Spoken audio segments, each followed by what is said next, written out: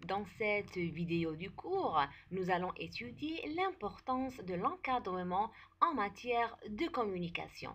Ensuite, nous vous proposons une introduction à l'approche qualité dans la communication interne. Commençons par la première thématique. Autrement dit, qui peut être désigné comme responsable de la communication interne, c'est-à-dire qui est habilité ou qui est chargé de mettre en place la communication interne dans l'entreprise.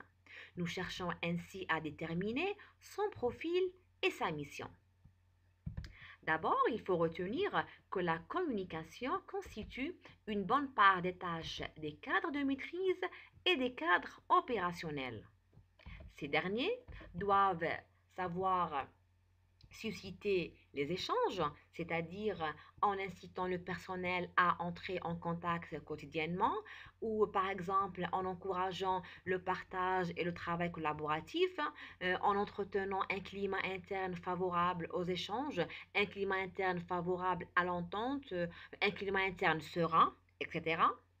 Deuxièmement, coordonner les actions, notamment à travers la mise en place d'un plan de communication interne pertinent, savoir régler les problèmes, surtout en maîtrisant la gestion des crises et en sachant résoudre les problèmes à leur source. Quatrième point, être un relais par rapport à la hiérarchie.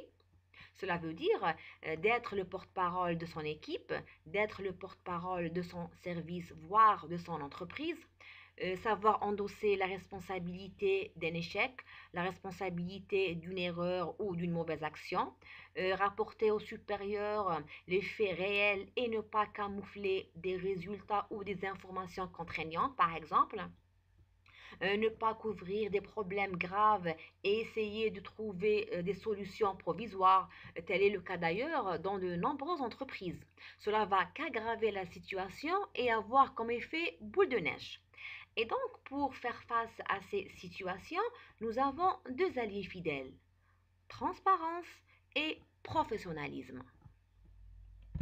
Cependant, pour choisir les cadres qui vont assurer la communication dans notre entreprise, nous devons au préalable définir un ensemble de critères. Ceci dit, le principal critère ou le critère indispensable est le degré de maturité.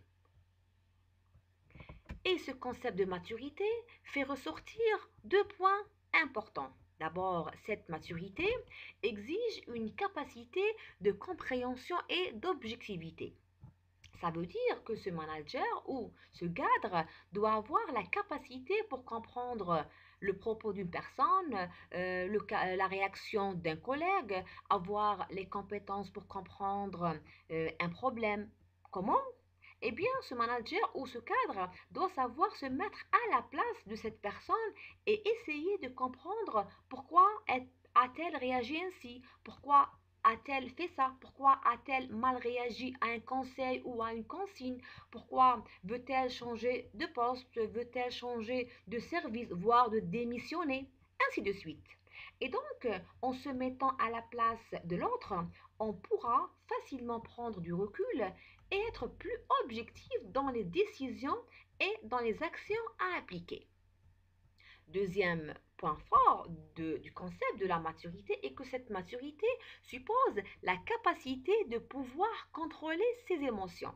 C'est-à-dire que ce manager ou ce cadre doit savoir, par exemple, maîtriser son stress.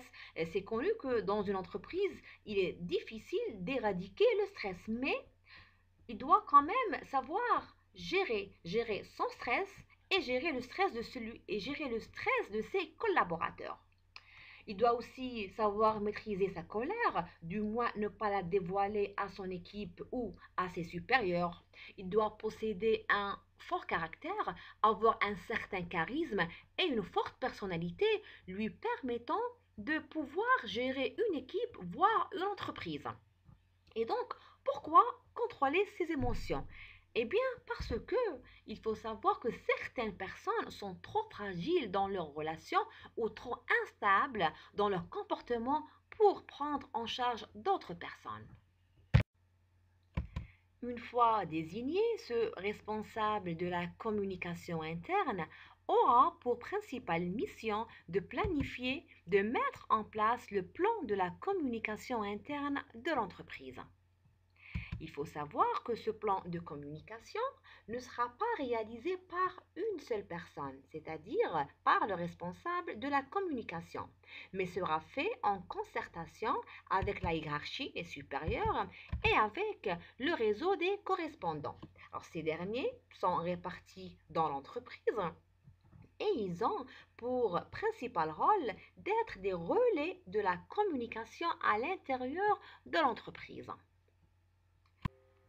D'ailleurs, ce plan de communication sera d'autant plus efficace qu'il s'appuiera sur une participation active de salariés de toutes catégories. Et donc, brièvement, un plan de communication interne d'une entreprise doit prévoir les différents temps de communication, leur coordination, les acteurs visés par la communication et enfin les moyens et outils à utiliser. Nous n'allons pas trop s'attarder sur le sujet car le plan de la communication interne sera traité dans les prochains cours. À présent, nous jugeons utile d'aborder l'approche qualité de la communication interne à ce niveau de l'apprentissage. Et donc, vous allez comprendre comment vous pouvez introduire une approche qualité dans votre communication interne ou comment vous pouvez assurer la qualité de votre communication interne. Il faut savoir que dans cette approche, l'existence d'une fonction de communication interne n'est pas obligatoire. Par contre, il est indispensable qu'elle soit initiée et soutenue par les dirigeants de l'entreprise. C'est-à-dire que quel que soit le mode de rattachement de votre service de communication interne, il sera toujours possible d'introduire une approche qualité. Cette approche qualité ne dépend pas de l'existence ou non d'une fonction de communication pour pouvoir assurer la qualité de la communication. Par contre, il est indispensable qu'elle soit validée et soutenue par les responsables de l'entreprise. Ainsi, des indicateurs de la communication interne devront permettre régulièrement de mesurer la qualité de la communication interne, de repérer les points faibles et d'y apporter les correctifs nécessaires, et donc d'en mesurer les effets. Cela veut dire que, afin d'assurer la qualité de votre communication interne, vous devez mettre en place des indicateurs de la communication interne. Ces indicateurs vont vous permettre de mesurer régulièrement votre qualité de la communication, de détecter les lacunes et de trouver des solutions adéquates et finalement d'en mesurer l'impact. Parmi les outils et techniques que vous pouvez utiliser pour mesurer la qualité de votre communication interne, je vous conseille ce qui suit. Le baromètre de satisfaction, l'enquête interne, l'entretien formel et l'entretien informel et le paroclim. Commençons par le baromètre de satisfaction des salariés. C'est un outil qui va vous permettre de définir le niveau de satisfaction du personnel par rapport à plusieurs dimensions. Ce baromètre de satisfaction du personnel se concrétise sous forme d'un questionnaire dit questionnaire de satisfaction du personnel où vous allez poser des questions vous permettant d'évaluer le niveau de satisfaction de votre personnel. Alors, dans ce type de questionnaire, je vous conseille d'opter pour des questions type échelle d'évaluation. Exemple, sur une échelle de 0 à 10, notez votre niveau de satisfaction par rapport au service d'hygiène de l'entreprise. Ou bien, entre 0 à 10, où situez-vous votre niveau de satisfaction du nouvel logiciel de gestion ou votre relation avec votre supérieur, etc. Et donc, concernant l'échelle d'évaluation de la satisfaction du personnel, je vous conseille d'utiliser l'échelle de 0 à 10, car généralement, un individu pourra facilement se situer ou pourra facilement noter entre 0 à 10.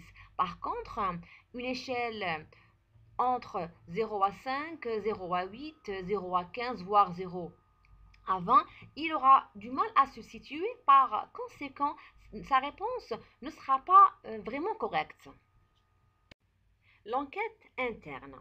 Elle porte généralement sur un sujet bien précis et que l'on veut faire un sondage pour avoir des informations ou bien pour avoir plus d'informations sur le sujet ou bien on veut connaître l'avis du personnel, avoir des suggestions, des propositions, par exemple pour améliorer des actions ou pour faire le choix de formation ou faire le choix de formateur, etc. Exemple, mener une enquête interne sur la formation e-learning qui a été dispensée aux enseignants de l'enseignement supérieur. Alors pour ce faire, on va réaliser un questionnaire utilisant la méthode quantitative et la méthode qualitative avec différents types de questions, des questions ouvertes, des questions fermées, des questions à choix multiples, etc. Et on cherchera par exemple à connaître leur perception par rapport à cette formation. Était-elle utile? Ont-ils bien appris à utiliser la plateforme? Ont-ils acquis une compétence ou un savoir-faire? Ou bien désirent-ils une autre formation pour compléter la précédente?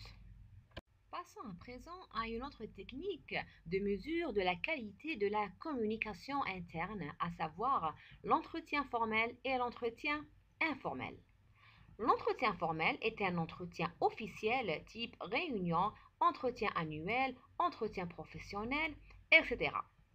Alors brièvement, l'entretien annuel, c'est un entretien qui est programmé à l'avance. Il se réalise une fois par an et figure dans le plan de communication interne dans l'entreprise. C'est une réunion individuelle entre un manager et un employé ou entre un responsable de l'entreprise et un employé. Ceci pour discuter notamment de son évolution dans l'entreprise, de sa carrière, pour parler de ses réalisations, de ses créations, voire de ses échecs, ou discuter des problèmes qu'il a rencontrés durant l'année, etc. Et donc, l'entretien annuel sert à faire un état de l'activité annuelle de l'employé. L'entretien professionnel, quant à lui, se programme de manière ponctuelle, peut être réalisé plusieurs fois durant l'année selon le besoin. C'est une réunion individuelle entre un manager et un employé ou entre un responsable de l'entreprise et un employé. L'entretien professionnel sert à faire le point sur un sujet donné avec l'employé pour notamment discuter d'une éventuelle perte de productivité de l'employé concerné ou d'absentéisme répétitif ou de conflits ou des erreurs d'activité qui pèsent lourd sur l'entreprise ou bien pour lui proposer une promotion ou une mutation ou bien pour lui faire une proposition de carrière. On aura d'ailleurs l'occasion d'étudier chaque type de réunion dans les prochains cours.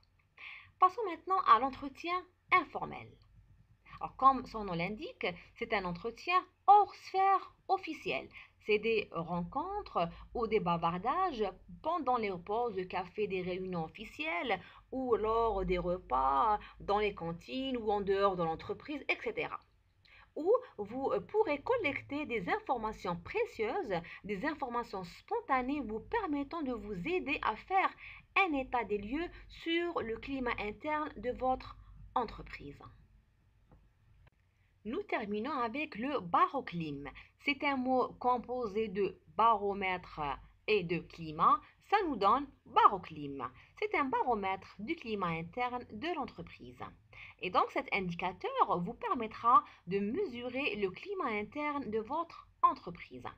On utilise la méthode quantitative par questionnaire fermé entre 40 à 60 questions d'opinion sur une échelle de 3 niveaux de satisfaction.